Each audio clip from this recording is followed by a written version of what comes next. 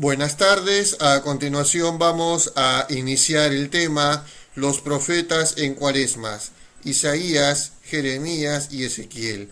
Esto es parte de los temas que hemos ido desarrollando en el Café Bíblico, las figuras bíblicas en Cuaresma. A continuación vamos a pasar a la primera diapositiva. Cuaresma, tiempo de leer a los profetas. Los profetas son leídos en el ciclo de lectura de Cuaresma, o sea, en las lecturas que se leen en la misa, en el leccionario. Y por ejemplo, aquí estamos citando las dos primeras semanas de la Cuaresma del leccionario ferial, o sea, de las lecturas que se leen de lunes a sábado. En la primera semana de Cuaresma tenemos el martes y el viernes lecturas del libro de Isaías y Ezequiel. Sí, aquí pueden ver, por ejemplo, el martes tenemos Isaías 55 del 10 al 11 y el viernes Ezequiel 18 del 21 al 28. Y la segunda semana de Cuaresma tenemos 4 lecturas de los profetas, el martes, miércoles, jueves y sábado. Sí, por ejemplo, el martes tenemos Isaías capítulo 1, versículo 10. De ahí se salta al 16 hasta el versículo 20, el miércoles Jeremías 18, del 18 al 20, el jueves Jeremías 17, versículos del 5 al 10, y el sábado tenemos el libro de Miqueas, capítulo 7, del 14 al 15, y de ahí al versículo 18 al versículo 20.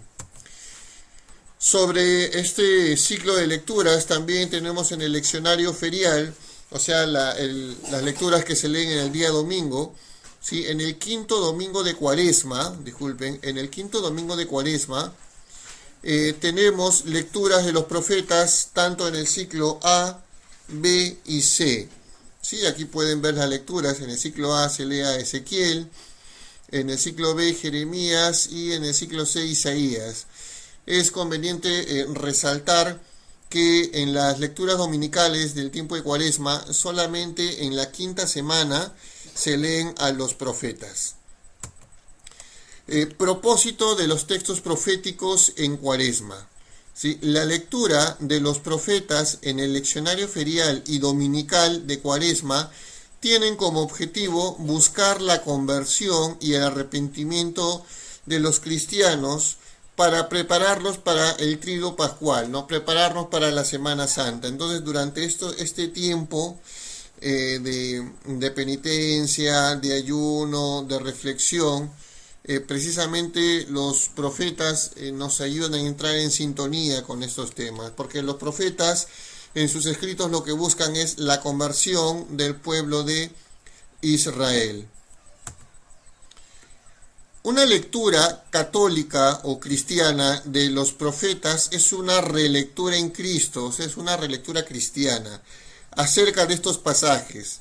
¿Qué quiere decir? Si el profeta habla de una renovación de Jerusalén, un ejemplo concreto puede ser si Jeremías o Isaías en un texto determinado de su libro está hablando sobre la renovación o la restauración de Jerusalén, una relectura cristiana vería precisamente que estos textos están hablando de una manera prefigurada sobre la iglesia.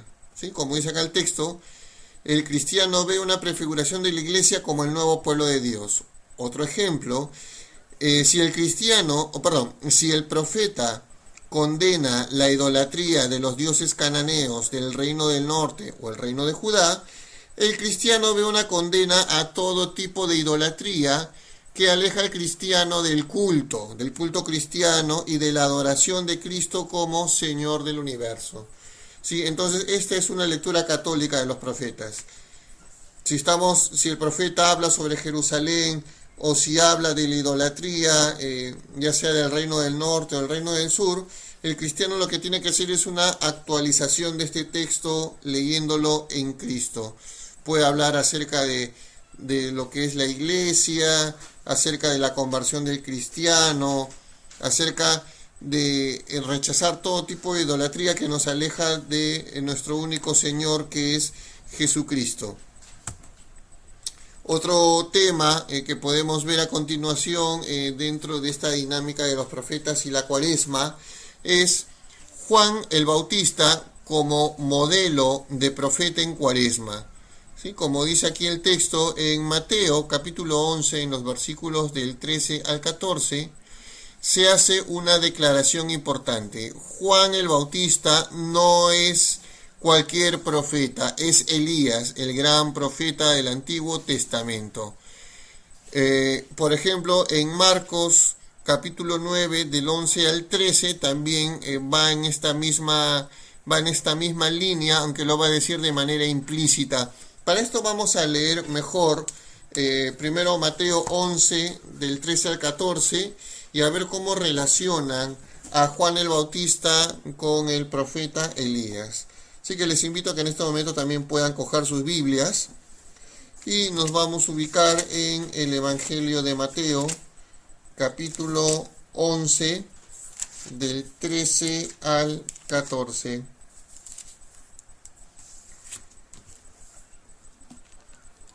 Voy a leer de la Biblia que tengo, es la Biblia Jerusalén, la cuarta edición. Dice así: pues todos los profetas, lo mismo que la ley, profetizaron hasta Juan. Y si quieren admitirlo, él, o sea, refiriéndose a Juan el Bautista, él es Elías, el que iba a venir. ¿Sí? Y vamos a ver ahora cómo lo expresa Marcos capítulo 9, del 11 al 13. Marcos capítulo 9, del 11 al 13.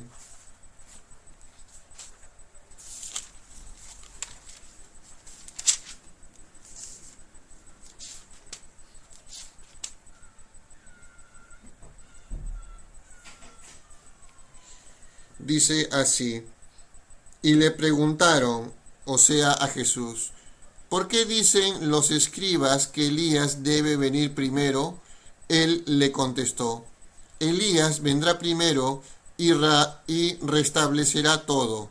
Mas, como está escrito del Hijo del Hombre, que sufrirá mucho y que será despreciado, pues bien, yo les digo, Elías ha venido ya, y han hecho con él cuanto han querido, según estaba escrito de él. En este texto, que precisamente es cuando están descendiendo del monte, cuando Jesús se transfigura y ven a Moisés y Elías, sus discípulos le preguntan acerca precisamente del profeta Elías, porque estaba toda esta tradición que proviene del libro de Malaquías, en el cual se decía de que el profeta Elías iba a venir justamente antes que se manifestara el día del Señor o el día de Yahvé. Y Jesús dice, Elías ya ha venido, no le han hecho caso, han hecho con él lo que han querido. Y esta es una referencia implícita a Juan el Bautista. Entonces, aquí estamos viendo dos textos. En Marcos se refiere a Juan de una manera implícita, pero en Mateo, capítulo 11, del 13 al 14, sí lo dice de una manera directa. Juan el Bautista es Elías y lo han rechazado. Pero a su vez, estos pasajes en donde Jesús se refiere a Juan como el profeta Elías, es una relectura del libro de Malaquías, capítulo 3, versículos del 23 al 24, y dice así: voy a enviaros al profeta Elías, antes de que llegue el día de Yahvé, grande y terrible. Él reconciliará a los padres con los hijos, y a los hijos con los padres, y así no vendré a castigar la tierra con el anatema. Entonces, en el libro de Malaquías, precisamente cuando se anuncia este día de Yahvé, este día de juicio, precisamente lo que quiere Dios dentro de su plan de salvación es, va a enviar al profeta Elías o a alguien con el mismo espíritu de Elías, con esta misma vocación profética, precisamente para que el pueblo pueda reconciliarse y el día de Yahvé no los afecte directamente a ellos. ¿Qué es lo que hace Jesús y los primeros cristianos? ven en la persona de Juan el Bautista a Elías, que ha venido a anunciar la llegada del reino de Dios antes que llegue este día de Yahvé. Pero ¿qué es lo que pasó? A Juan lo rechazaron e incluso lo mandaron a matar, ¿no? Fue decapitado por el rey Herodes Antipas. Continuamos con el tema Juan el Bautista como modelo de profeta en Cuaresma. En Marcos 1, los versículos del 2 al 3, el evangelista pone como prólogo a la actividad profética de Juan el Bautista la cita de Malaquías 3:1, junto con Isaías 43, para decir al lector u oyente que Juan es el mensajero que anuncia el profeta Malaquías. Los primeros cristianos asociaron a este mensajero con Elías, que ha de venir de nuevo, ¿no? Y que aparece al final del capítulo 3. ¿Sí? Si vamos a nuestras Biblias, vamos a Marcos capítulo 1, versículo del 2 al 3, dice así. Vamos a leerlos desde el versículo 1 para que se entienda mejor. Comienzo del Evangelio de Jesús, el Cristo, Hijo de Dios, conforme está escrito en el profeta Isaías. Y a partir de aquí ya viene la cita. Voy a enviar a mi mensajero delante de ti, el que ha de preparar tu camino, voz del que clama en el desierto, preparen el camino del Señor, enderecen sus sendas. Lo que pasa aquí es que en esta cita, que Marcos dice que es de Isaías, en realidad es de dos profetas. La primera parte, que es la frase, voy a enviar a mi mensajero delante de ti, el que ha de preparar tu camino, es una cita de Malaquías capítulo 3, versículo 1. ¿Por qué? Porque para los primeros cristianos, este mensajero que va a venir a preparar los caminos para que la gente regrese a Dios, están viendo que es el mismo, es Elías, que aparece al final del capítulo 3. Revisemos 3 textos proféticos que se leen en Cuaresma. Por ejemplo, el quinto domingo de Cuaresma tenemos el ciclo C, en el ciclo C, Isaías 43 del 16 al 21. ¿Sí? Aquí ya de manera concreta vamos a ir a los textos de los profetas Isaías, Jeremías y Ezequiel. Empecemos con Isaías. Dice así: así dice Yahvé, que trazó camino en el mar y vereda en aguas impetuosas, el que hizo salir carros y caballos a una con poderoso ejército. A una se echaron para no levantarse, se apagaron como mechas se extinguieron. ¿No se acuerdan de lo pasado, ni caen en la cuenta de lo antiguo? Pues bien, he aquí que yo lo renuevo, ya está en marcha, ¿no lo reconocéis? Si pongo en el desierto un camino, ríos en el páramo, me honrará el animal campestre, los chacales, las hembras de avestruz, pues daré agua en el desierto, ríos en el yermo, para abrevar a mi pueblo elegido. Ese pueblo que yo he formado contará mis alabanzas. Entonces aquí estamos viendo un texto que, para ubicarnos un poco mejor, este texto fue escrito o está ambientado durante el destierro de Babilonia. Es un texto de esperanza. Acuérdense que los judíos, el reino del norte, el reino de Judá, los principales, los aristócratas, los sacerdotes, los que tenían una alta posición social, fueron desterrados a Babilonia y estuvieron varios años en cautiverio. El profeta Isaías les da un mensaje de esperanza. Les dice, ustedes van a regresar, ¿sí? Y este regreso es anunciado como si fuera un nuevo éxodo. Al parecer, el profeta se inspira en el cántico de Moisés. El cántico de Moisés lo podemos encontrar en Éxodo 15. ¿Por qué? Porque tiene algunas expresiones que son muy similares. Por ejemplo, la expresión aguas impetuosas lo encontramos en Éxodo 15, versículo 10. La expresión carros y caballos también lo tenemos en el Cántico de Moisés, en el capítulo 15, los versículos 1, 4, 19 y 21. Incluso el silencio del ejército que se ahogó en el mar, tal como lo expresa acá el texto de Isaías, ¿no? Cuando dice, se echaron para no levantarse, se apagaron como mecha, no se apagaron como mecha, se extinguieron, ¿no? Este silencio del ejército que se ahogó en el mar también puede basarse en Éxodo 15, en el versículo 10b, o sea, en la segunda mitad del versículo 10.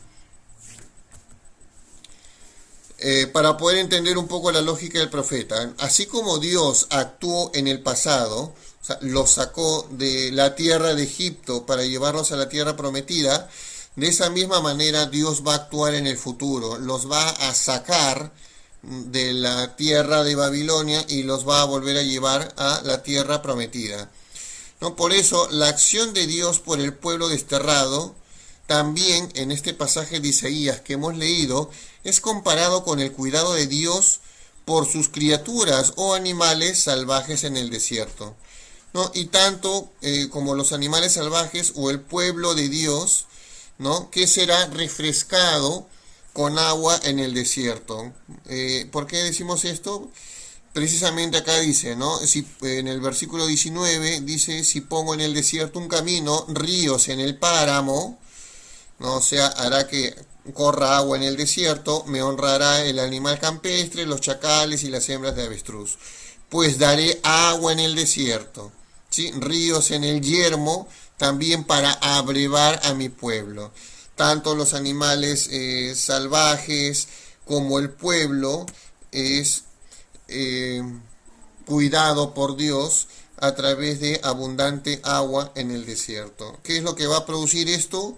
Las alabanzas del pueblo de Dios, ¿no? De esta misma manera, la acción de Dios que quiere sacar al pueblo, a los judíos de Babilonia, llevarlos por este camino hasta la tierra hasta la tierra prometida, hasta Jerusalén, es comparado con este Dios que siempre acompaña a Israel por el desierto, que les da incluso no solamente el sustento de pan, sino agua para que se refresquen.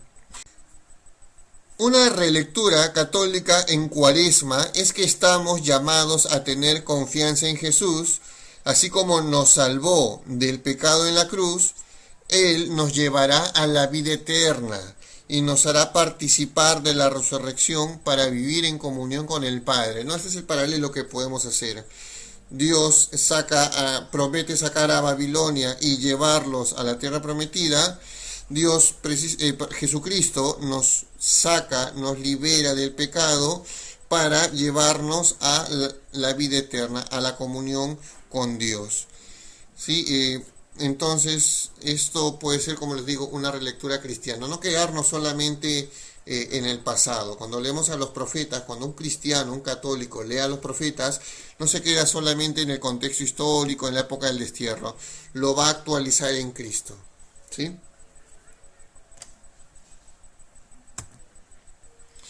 Otro texto que vamos a analizar es en la segunda, es en la segunda semana de Cuaresma, ¿sí? Del ciclo ferial, el día jueves, Jeremías 17 del 5 al 10. Vamos a ver lo que dice. Así dice Yahvé, maldito quien se fía del hombre y hace de la carne su apoyo, y de Yahvé se aparta en su corazón. Es como el arbusto en el desierto, y no verá el bien cuando viniere. Vive en los sequedales del desierto, y en saladar inhabitable. Bendito quien se fía de Yahvé, pues no defraudará Yahvé su confianza. Es como un árbol plantado a la vera del agua, que junto a la corriente echa sus raíces. No temerá cuando viene el calor, y estará su follaje frondoso. En año de sequía no se inquieta ni se retrae de dar fruto. El corazón es lo más retorcido, no tiene arreglo. ¿Quién lo conoce? Yo, Yahvé, exploro el corazón, pruebo los riñones para dar a cada cual según su camino, según el fruto de sus obras. sobre este texto, los versículos del 5 al 8 es un texto de tipo sapiencial, ¿no? De sabiduría, muy parecido a la tónica del Salmo 1. ¿Qué es lo que quiere decir? Por ejemplo, es una antítesis, es una comparación entre dos tipos de personas. El hombre que confía en el hombre y el hombre que confía en Yahvé. El primero es objeto de maldición y es comparado con un arbusto que no alcanza las épocas de lluvia en el desierto y vive en zonas secas, signo de muerte y penurias. Y el segundo es objeto de bendición y es comparado con una planta que posee agua abundante y clima agradable, signo de una vida apacible. ¿Sí? Les digo que es muy parecido al Salmo 1, porque si nos ubicamos, ¿sí? Vamos con nuestras Biblias al Salmo 1, va a decir lo mismo, pero no tanto en relación a la confianza puesta en Dios, sino a la lectura de la ley. ¿Sí? Vamos a leer el Salmo 1 para ver el parecido que tiene.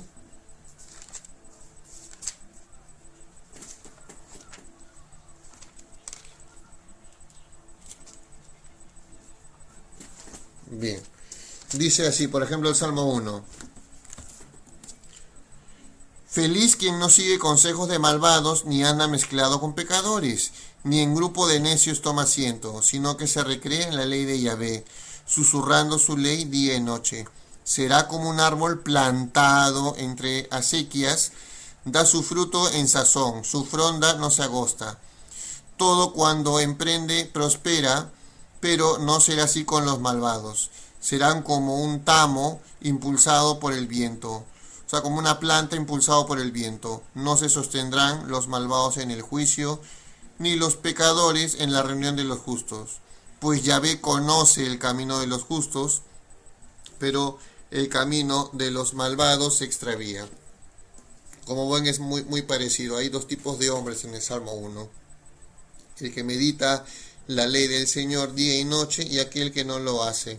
Son comparados con dos tipos de árboles también, o de plantas.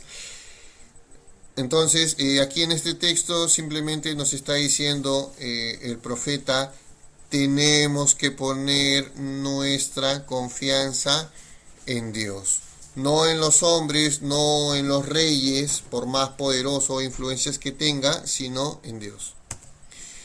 Los versículos del 9 al 10 es un dicho sapiencial que reflexiona sobre la posibilidad de conocer las intenciones del corazón del hombre, ¿no? Y ante esta incertidumbre, ¿quién puede conocer el corazón del hombre? La certeza es que solo Dios es el único quien lo puede conocer. Una lectura cristiana nos dice que el católico en este tiempo de Cuaresma está llamado a permanecer fiel y confiar en Jesús, ¿sí? Solo en Él podemos tener la paz y la vida eterna. Y también es el único, ¿no?, que al conocer el corazón del hombre puede juzgarnos. Es por eso que en los evangelios Jesús se manifiesta como el Hijo del Hombre que ha de venir a juzgar al final de los tiempos. Y lo paradójico o lo irónico tal vez de este texto y su relectura cristiana es que en los versículos precisamente del 5 al 8 de Jeremías 17, ¿no?, se nos dice, ¿no?, que el verdadero creyente es aquel que no confía en el hombre, sino que confía en Dios. Pero en una relectura cristiana vemos que este Dios se hace hombre. Jesús es hombre verdadero y es Dios verdadero, y en Él podemos depositar nuestra confianza. Él es aquel que nos trae también la paz y la vida eterna. Y es este hombre verdadero y Dios verdadero, Jesucristo, quien conoce al hombre, conoce su corazón y ha de venir a juzgarnos al final de los tiempos. Otra lectura, en el quinto domingo de Cuaresma, en el ciclo A, tenemos Ezequiel 37, del 12 al 14. Vamos a ver lo que dice. Por eso profetiza, le dirás, así dice el Señor Yahvé, voy a abrir vuestras tumbas, les haré salir de sus tumbas, pueblo mío, y los llevaré de nuevo al suelo de Israel. Sabréis que yo soy Yahvé. Cuando abra vuestras tumbas y os haga salir de vuestras tumbas, pueblo mío, infundiré mi espíritu en ustedes y vivirán. Los estableceré en su suelo y sabrán que yo, Yahvé, lo digo y lo hago. Oráculo de Yahvé. Bien, a continuación el comentario, ¿no? A partir de la visión del valle de los huesos secos, en Ezequiel 37 del 1 al 11, ¿qué quiere decir esto? Que para poder entender mejor este pasaje que acabamos de leer, tenemos que leer lo que está anterior a este pasaje, que es precisamente Ezequiel 37 del 1 al 11. ¿No? Y como lo dice el texto, esto es una visión que tiene Ezequiel de un valle en donde hay un montón de huesos secos, en donde el Espíritu de Dios los vuelve a la vida, ¿no? Y esto es una imagen simbólica de que Dios va a devolver a la vida a Israel cuando los saque de Babilonia y los lleve a la tierra prometida, cuando los regrese de nuevo a Jerusalén, ¿no? Es por eso que, como dice aquí, en Ezequiel 37, del 1 al 11, dice, en donde Yahvé promete devolver a la vida a toda la casa de Israel. El profeta anuncia que esta restauración del pueblo de Dios es como un nuevo éxodo. Así como el éxodo consistió en sacar a Israel de Egipto y para ser llevado a la tierra prometida, de igual manera el retorno de los exiliados de Babilonia será un éxodo, porque serán sacados de Babilonia para habitar de nuevo la tierra prometida. El retorno del destierro es parte de la renovación de la alianza de Yahvé con Israel. Entonces, en estos textos, en donde precisamente Dios dice, promete devolver a la vida, sacarlo de sus tumbas, sencillamente es una renovación de la alianza. Porque la alianza que Yahvé hace con Israel es, yo seré su Dios, yo les daré una tierra. ¿Sí? Parte del castigo porque Israel fue infiel a la alianza con Yahvé es que Yahvé permite que sean invadidos por una superpotencia como lo es Babilonia. Pero Dios no quiere abandonar a su pueblo, Dios quiere renovar la alianza, por eso los va a hacer regresar a la tierra prometida. Una relectura cristiana es que en Jesús se nos promete volver de nuevo a Dios. Él es el camino de regreso. La existencia cristiana es entendida como un destierro del Edén, una comunión con Dios. Y en Cristo volvemos al Edén, tal como lo dice Apocalipsis 22, del 1 al 5, ¿no? Justo en este pasaje de Apocalipsis 22, cuando se describe el final de los tiempos, cuando el hombre va a vivir de manera paradisiaca y en comunión con Dios en la Jerusalén celestial, precisamente esta ciudad celestial es descrita como un nuevo Edén. Porque se dice justamente en estos pasajes del 1 al 5 que dentro de la ciudad celestial de Jerusalén estará el árbol de la vida que dará frutos los 12 meses del año. El cristiano está llamado a perseverar en la fe y optar por Cristo, que es el camino, la verdad y la vida. Juan 14, 6. Y esto es una relectura importante, una relectura cristiana muy interesante. Si en los profetas se habla del destierro, en el cual Dios promete sacarlos de esa condición de desterrados para llevarlos a la tierra prometida, en el Nuevo Testamento también se ve esta condición del destierro. Somos desterrados de la presencia de Dios, somos desterrados del Edén. Y para volver a esta comunión con Dios, para volver al Edén, el camino es Cristo, ¿no? Y es por eso que en Juan Cristo dice, yo soy el camino, la verdad y la vida. Bien, con esto hemos concluido este tema sobre los profetas en Cuaresma, Isaías, Jeremías y Ezequiel. Solamente una conclusión de este tema es que los profetas siempre han escrito para su tiempo. Están escribiendo de acuerdo a un contexto social, político, religioso determinado. Son palabras de esperanza para el pueblo de Israel, ya sea para el reino del norte, para el reino del sur, para los desterrados. Lo que tenemos que hacer nosotros los cristianos cuando leemos el Antiguo Testamento y en especial a los profetas es, claro, es conocer también la parte histórica, pero no quedarnos solamente en la parte histórica. Es hacer esta relectura cristiana. ¿Qué nos dice los profetas ahora?